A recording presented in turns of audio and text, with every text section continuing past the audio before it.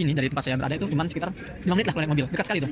Itu dibombardir dan dalam satu waktu 50, bayangkan 50 warga sipil terbunuh.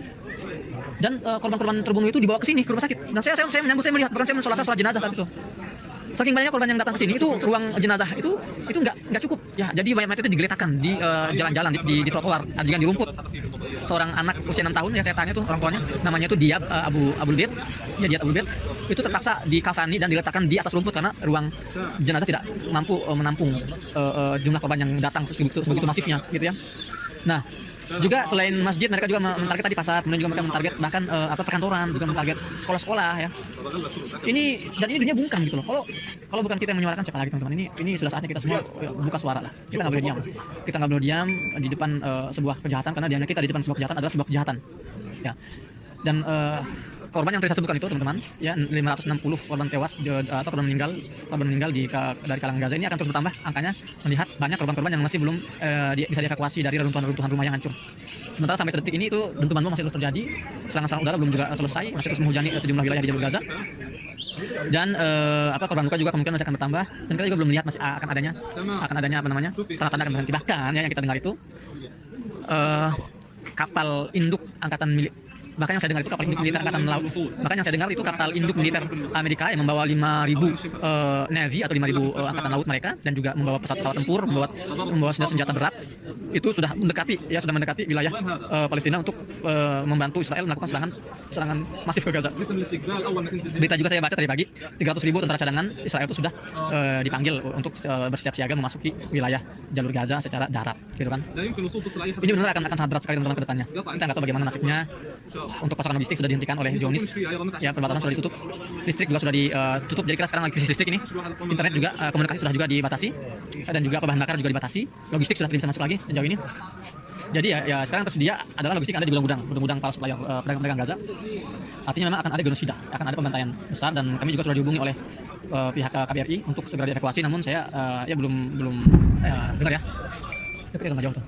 Dan saya juga belum menyetujui untuk evakuasi, karena saya merasa keberadaan saya masih dibutuhkan di sini, menjadi telinga kalian, menjadi mata kalian untuk mengabarkan dari dalam jantung konflik di Gaza, gitu kan.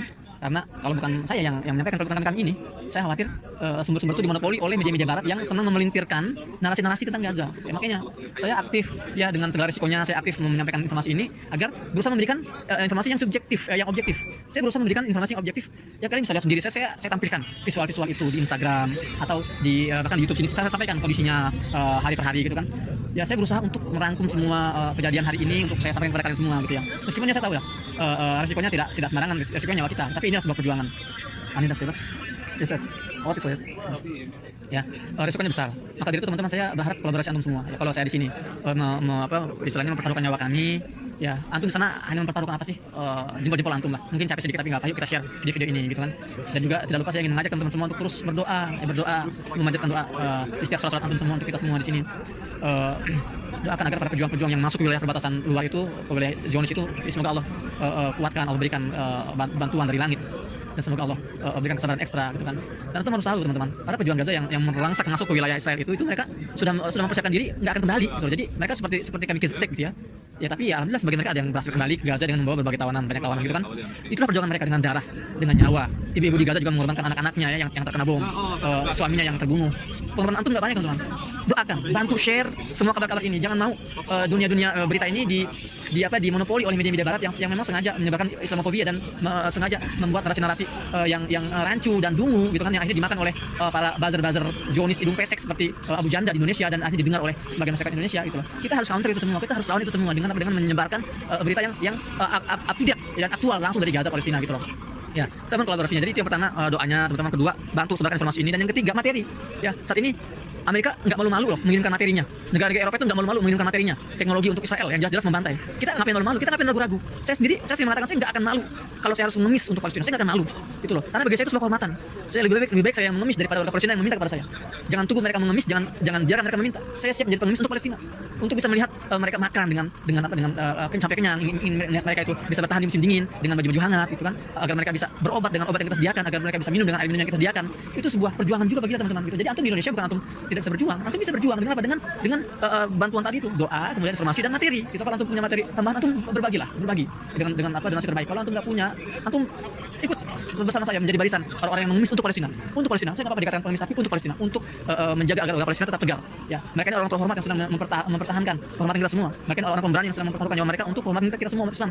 Jadi saya nggak tega kalau melihat mereka harus datang menutup kantor kami, minta-minta nggak, biar saya mengemis dan saya akan langsung terjun ke lapangan untuk mendistribusikan bantuan-bantuan yang mereka butuhkan. Itu teman-teman ya, kita dengar ya, bombardir masih sangat jelas kita dengar.